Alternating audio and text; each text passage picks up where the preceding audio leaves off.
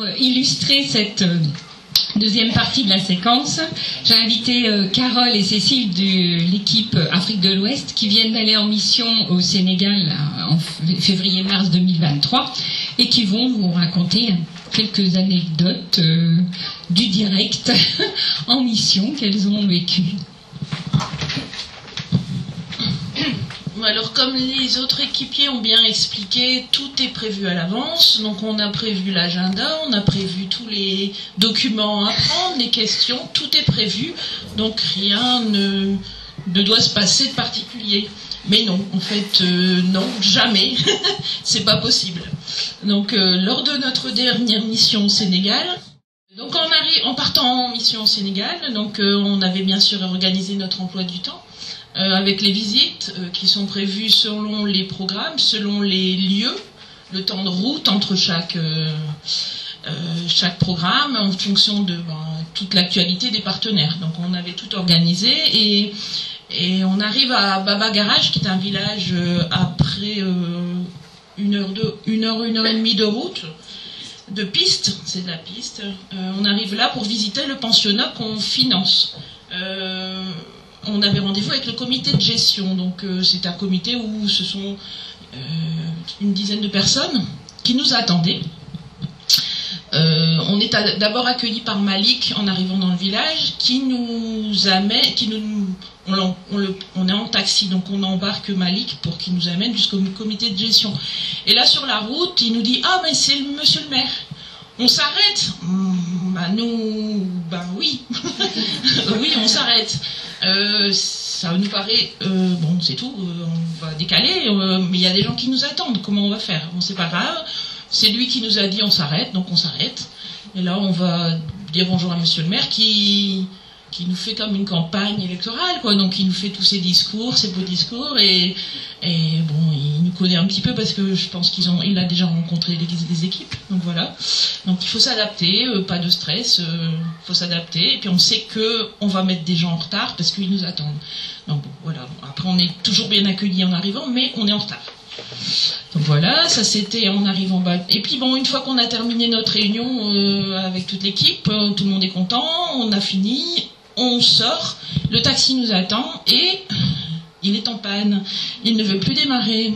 Donc, bon, forcément, la route de retour, tout est chamboulé parce que, forcément, on avait prévu le soir de travailler sur plusieurs dossiers, manger, voilà. Donc, on est arrivé plus tard que prévu. C'était à la limite du soir. Bon, au Sénégal, c'est toujours pas pratique de rouler de nuit. Donc, il faut s'adapter, mais pas de stress. Il faut rester zen.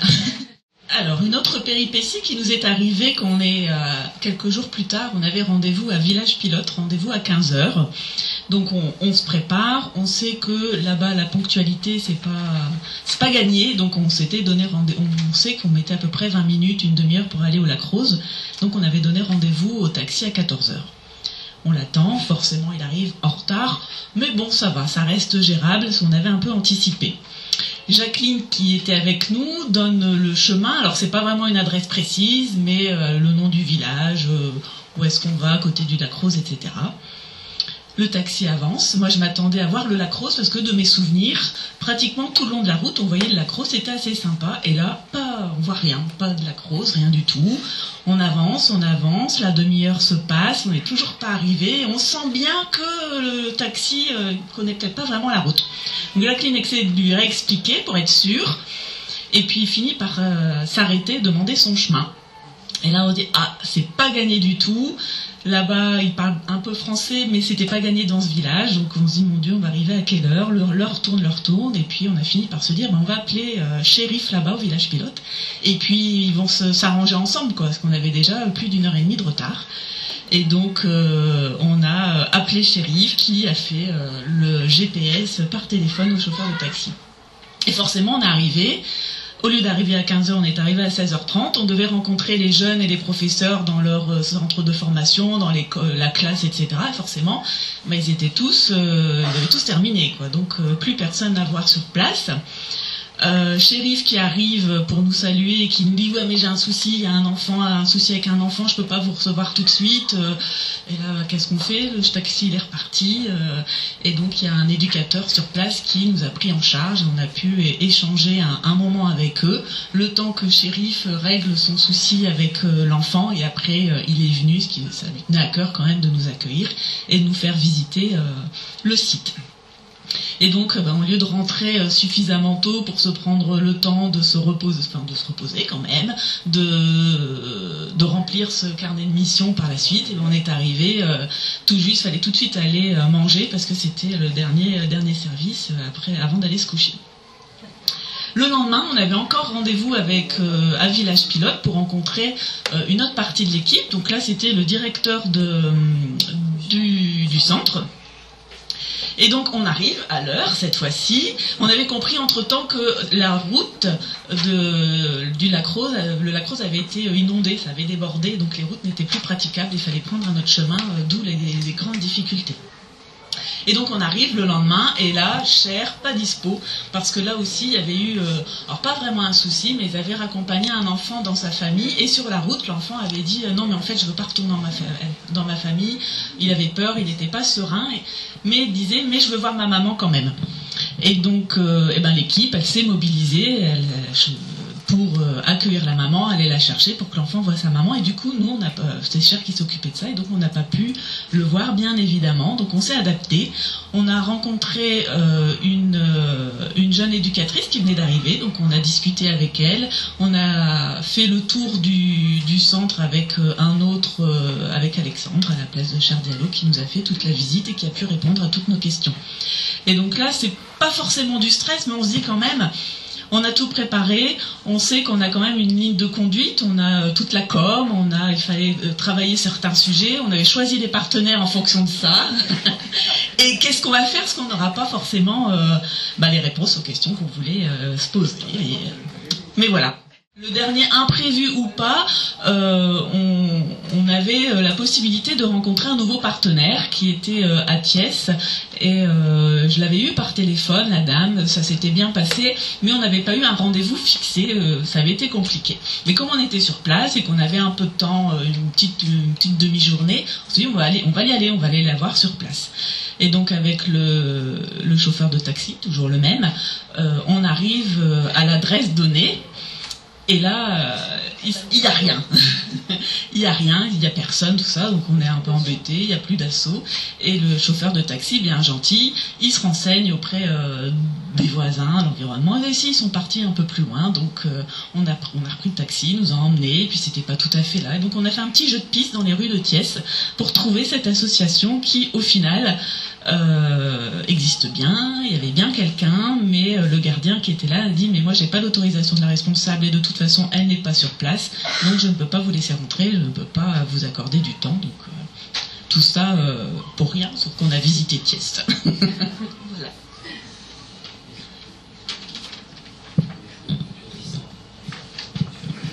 Merci beaucoup. Et donc, conclusion, on s'arrange toujours pour trouver des informations, pour trouver quelqu'un, pour pouvoir répondre à toutes nos questions. Merci pour ces témoignages bien concrets de la vie en mission.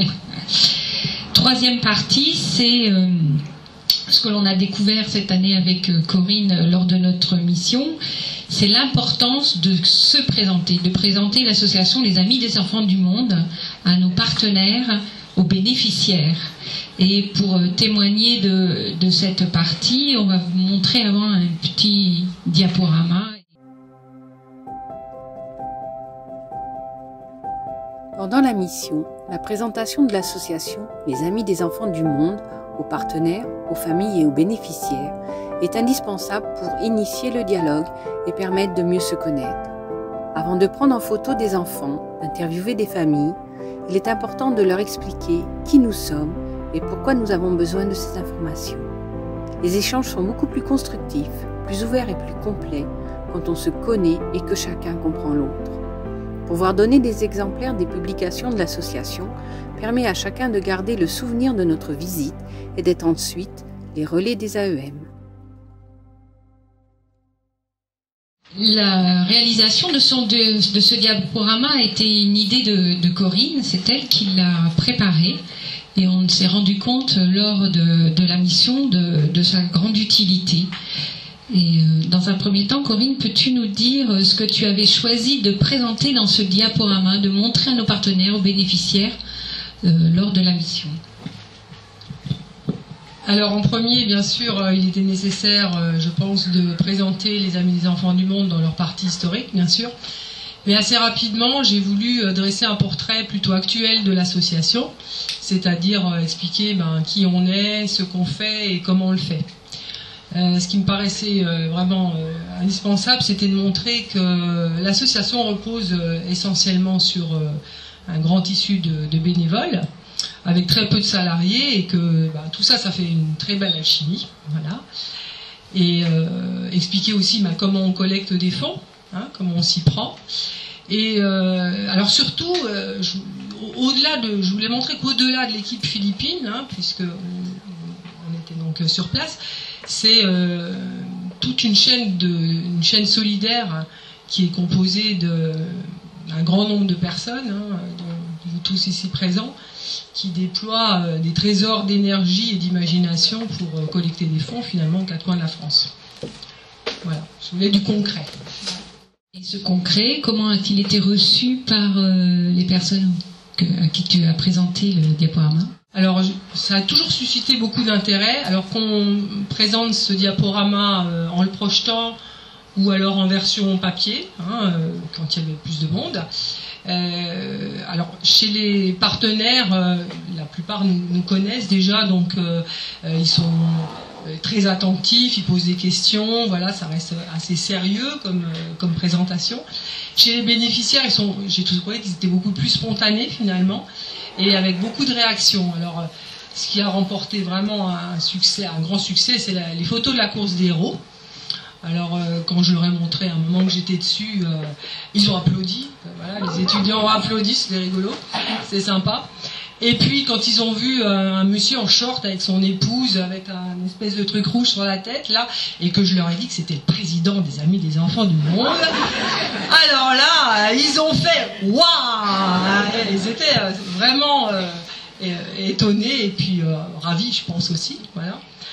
Pareil, quand on a montré Christine qui présentait à une classe élémentaire un diaporama sur les Philippines, pour le coup.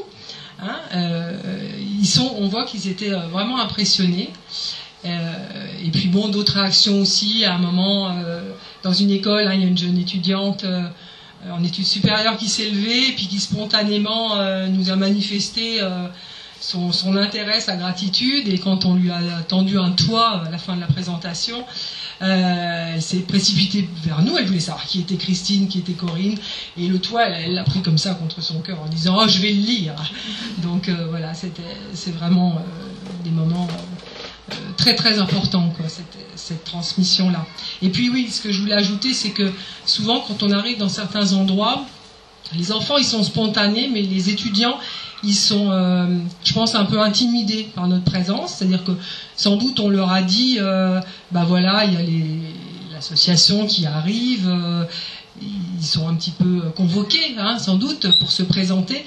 Et en fait, le fait que nous, on se présente d'abord et qu'on leur explique qui on est, voilà, avec notre niveau d'anglais qui n'est pas forcément parfait, pour moi en tout cas, voilà, j'ai l'impression que ça a brisé la glace, en tout cas, que après ils étaient beaucoup plus à l'aise pour parler avec nous. Voilà, on avait pris peut-être des visages un peu plus humains, je sais pas, mais c'est quand même une vraie réalité, en tout cas, voilà. Quelle conclusion as-tu déduit de ton idée de diaporama et de distribution des publications des Amis des Enfants du Monde lors de la mission? Alors, se présenter, c'est tout simplement une marque de politesse, de correction. C'est le début de la relation. Nous, on est arrivés, Christine et moi, on ne les connaissait pas. C'était pour les deux nos premières missions, en fait. Donc, c'est une question, c'est installer un peu la confiance réciproque déjà, et puis oui, c'est une question de réciprocité. Moi j'aime bien ce terme-là parce que on arrive sur place, on va quand même leur demander un peu des comptes. Hein. Et donc le fait aussi que nous on se présente, qu'on explique comment on fonctionne, c'est aussi dire que nous aussi on leur doit quelque chose.